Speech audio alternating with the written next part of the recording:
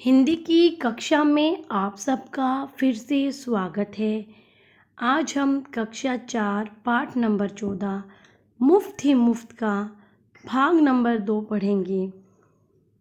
इस वीडियो को देखने के बाद आप भीखू भाई की कहानी को समझ पाएंगे और बच्चों की कल्पनाशील शक्ति का भी विकास होगा। बच्चों, हमने अभी तक जो कहानी भाग 1 में पढ़ी थी, मैं एक बार आपको बता देती हूँ। उसमें हमने पढ़ा था भीखू भाई का मन एक बार नारियल खाने का हुआ और वो बहुत ही कंजूस थे। तो वो सबसे पहले कहाँ गए थे? बाज़ार में। और बाज़ार में कितने रुपए दाम था? 2 रुपए। उसके बाद कहाँ गए वो? मंडी में। मंडी में कितने रुपए दाम था? 1 रुपया। उसके बाद वो कहाँ गए? बंदरगाह पर नाव वाले के पास। उसने कितने रुपए दाम बताया? 50 पैसे। लेकिन भीखू भाई ने कितना बोला? 25 पैसे।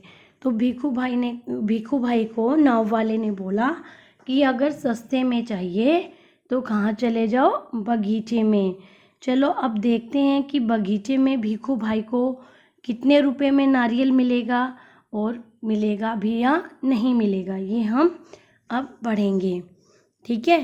भीखू भाई ने फिर अपने आप को समझाया, इतनी दूर आया हूँ, अब बगीचे तक जाने में हर्ज ही क्या है। सच बात तो यह थी कि वे काफ़ी थक चुके थे, मगर 25 पैसे बचाने के ख्याल से ही उनमें फुर्ती आ गई। भीखू भाई ने सोचा, 2 गुना ज़्यादा चलना पड़ेगा, पर 4 आने बच भी तो जाएंगे और फिर कोई भी चीज़ मुफ्त में कहाँ मिलती है। भीखू भाई नारियल के बगीचे में पहुंच गए। वहां के मालिक को देखकर उसने पूछा, यह नारियल कितने में बेचोगे? जो मालिक इसे कहते हैं जो बगीचे की देखभाल करता है।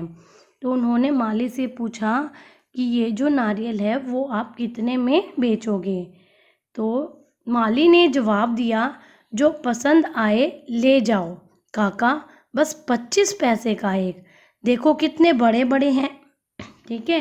तो उन्होंने क्या कहा कि कोई भी ले जाओ 25 पैसे में। हे भगवान, 25 पैसे! पूरा रास्ता पैदल आने के बाद भी जूते घिस गए, पैर थक गए और अब पैसे भी देने पड़ेंगे। ठीक है। तो वो क्या कहता है कि अब मुझे पैसे भी देने पड़ेंगे। मेरी बात मानो, एक नारियल मुफ्त में ही दे दो। हाँ देखो मैं कितना थक गया हूँ। ठीक है।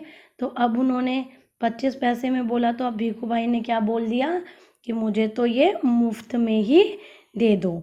भीखू भाई की बात सुनकर माली ने कहा, अरे काका, मुफ्त में चाहिए ना? यह रहा पेड़ और वह रहा नारियल। पेड़ पर चढ़ जाओ और जितने चाहो तोड़ लो। ठीक है। तो उसने क्या बोला कि पेड़ के ऊपर चढ़ जाओ, जितने भी नारियल चाहिए वो मुफ्त में ही ले लो। वहाँ नारियल की कोई कमी नहीं है। पैसे तो मेरी मेहनत के हैं।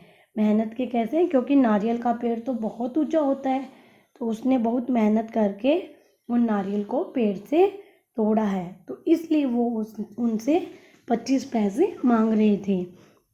लेकिन भीखू भाई ने तो मना कर दिया, कहा मैं इतनी दूर पैदल चल के आया हूँ, फिर भी पैसे देने पड़ेंगे, मुफ्त में ही चाहिए। तो उन्होंने क्या बोला कि पेड़ से, ये रहा पेड़ और ये रहा नारियल, जितने चाहो तोड़ लो। सच? जितने चाहूँ ले लूँ? भीखू भाई तो खुशी से फूला ना समाए। फूले ना समाना मतलब बहुत खुश होना। ये एक मुहावरा है बेटा। मेरे यहाँ तक आना बेकार नहीं गया। उन्होंने सोचा कि मैं जो इतनी दूर पैदल चल के आया हूँ ना, ये बेकार नहीं गया। उन्होंने जल्दी जल्दी पेड़ पर चढ़ना शुरू कर दिया। पेड़ पर चढ़ते चढ़ते भीखू भाई ने सोचा, बहुत अच्छे, मेरी तो किस्मत खुल गई। जितने नारियल चाहे तोड़ लूँ और पैसे भी ना दूँ। क्या बात है। भीखू भाई ऊपर पहुँच गए। फिर वे एक टहनी और एक तने के बीच आराम से बैठ गए और दोनों हाथों को आगे बढ़ाने लगे। सबसे बड़े नारियल को तोड़ने के लिए झिझक पैर फिसल गया। भीखू भाई ने एकदम से नारियल को पकड़ लिया। उनके दोनों पैर हवा में झूलते रहे। ओ माँ, अब मैं क्या करूँ? भीखू भाई चिल्लाने लगे। अरे भाई मदद करो। उन्होंने नीचे खड़े माली से विनती की। उन्होंने बोला कि भाई मेरे को बचाओ, मैं तो गिर जाऊंगा। माली ने कहा, वो मेरा काम नहीं काका, मैंने सिर्फ नारियल लेने की बात की थी, बाकी सब तुम्हारे और तुम्हारे नारियल के बीच का मामला है।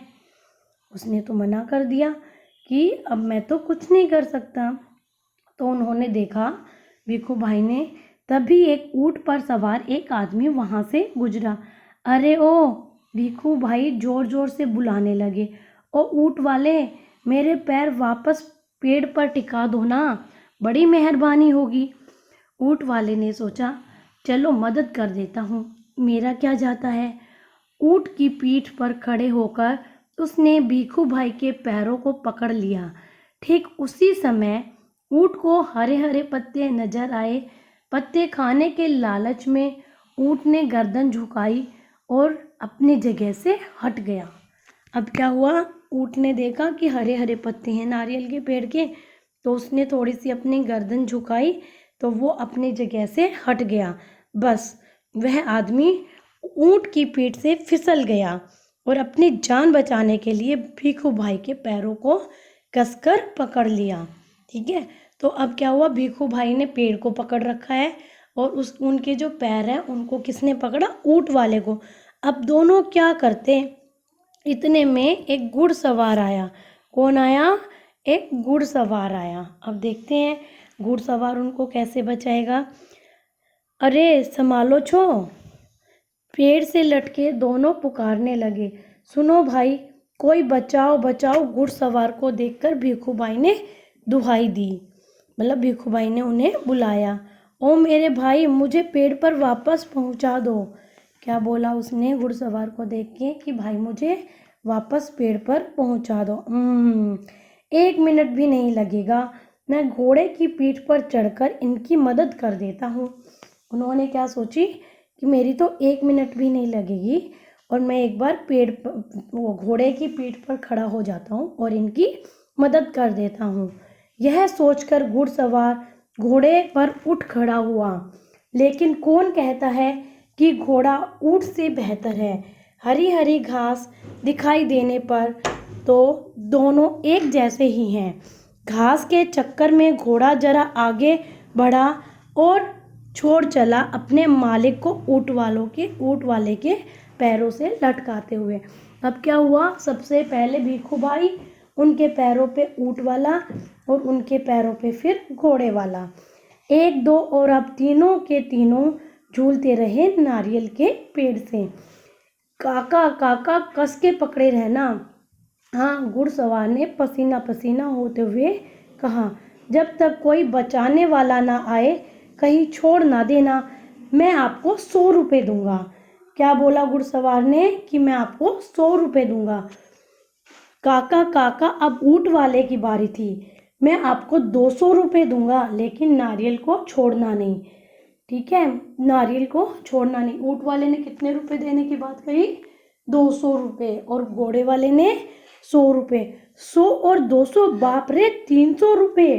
भिखू भाई का सिर चकरा गया, इतना सारा पैसा। खुशी से उन्होंने अपनी दोनों बाहों को फैलाया और नारियल गया हाथ से छूट। धड़ाम से तीनों जमीन पर गिरे, घुड़सवार, ऊंट वाला और भिखू भाई। भिखू भाई अपने आप को संभाल ही रहे थे कि एक बहुत बड़ा नारियल उनके सिर पर आ फूटा, बिल्कुल मुफ्त। ठीक है, तो बच्चों, आपको मैं आशा करती हूँ ये कथा बहुत पसंद आई होगी और अब इससे आगे के भाग में हम इस पाठ से संबंधित प्रश्न उत्तर करेंगे। Thank you.